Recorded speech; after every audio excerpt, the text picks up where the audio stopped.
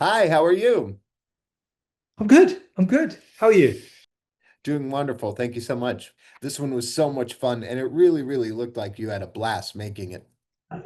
Well, as a director, yeah, definitely. And I've got the one job.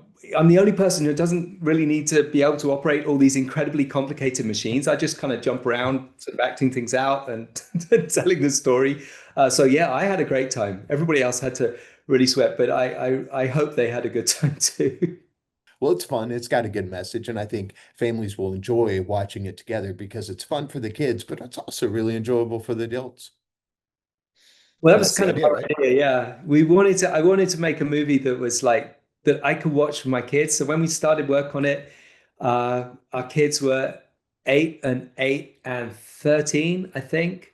And I really wanted something that, like the best animated movies you can watch as a family. And there are jokes for the kids, but there are jokes for the grown-ups, and they're kind of an emotional hook for everybody. That felt like that's where we needed to be. Yeah. Do you remember a point where you're just kind of looking around going, "It's alive. This is going to work." Well, you noticed, yeah, no, engage the animator. Yeah, it's literally bringing things to almost life, and it's so weird because you start from just little pencil sketches, and then these incredibly complex technical things. Now CGI these days, there's so much going on, underneath the surface. But then when you finally see it in the final render, and it really is alive, and it's being created out of nothing. It's kind of miraculous process. Yeah.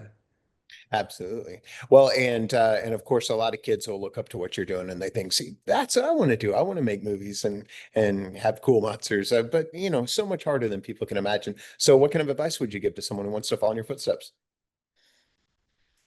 Uh, I remember like when I was at school, we had exams when I was like 15. I was at school in Britain, and I got different sort of grades for different things. I got a good grade in maths, and my mom said, "Well done." I got a good grade in English. Yeah, okay. Yeah, history is all right. No, that's right.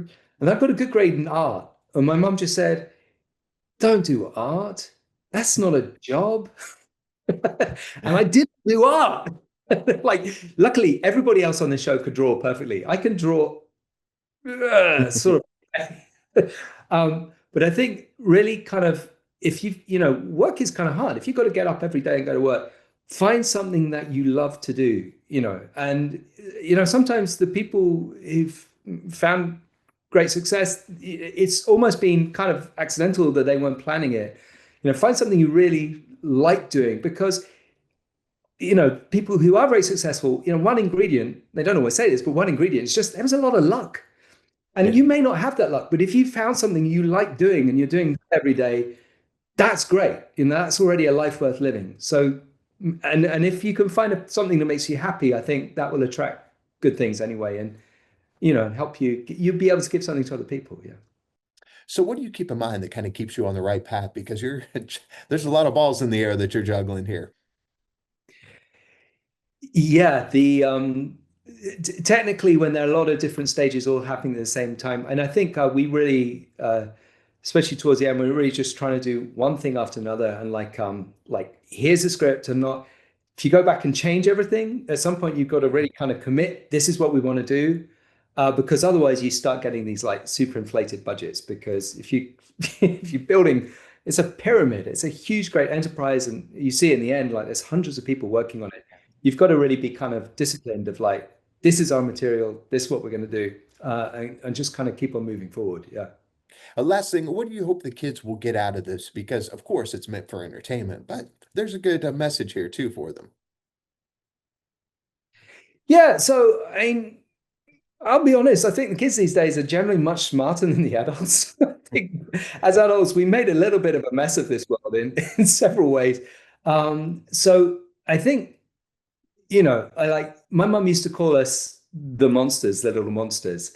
And this is a kind of monster liberation movie. So if kids kind of take a little bit of comfort and encouragement to take courage and actually, maybe things aren't always good. And, maybe the angry mob is coming or whatever, people are getting, when people get scared, they get manipulated into doing really stupid stuff. And I think if kids can actually look at people being scared and think, well, I'm going to think about that. Like Arabella, like she's super just rooted.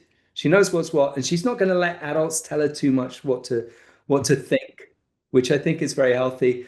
So if people can, and especially if kids can like not be too scared. I like, sure, if the angry mob's coming, you got to be a bit scared. You got to think about it, but not to lose your mind. At the moment when you stop thinking or when you stop feeling for other people and other creatures, then clearly that's when some terrible, terrible things that happen. So you've got to kind of keep your mind open and your heart open. And I think if we have a little bit more of that in the world, that may help things get better. But what do I know? Yeah, beautifully said. Thank you so much for being with us today and happy Halloween. Thank you, Paul. Happy Halloween to you Thanks as so much. well.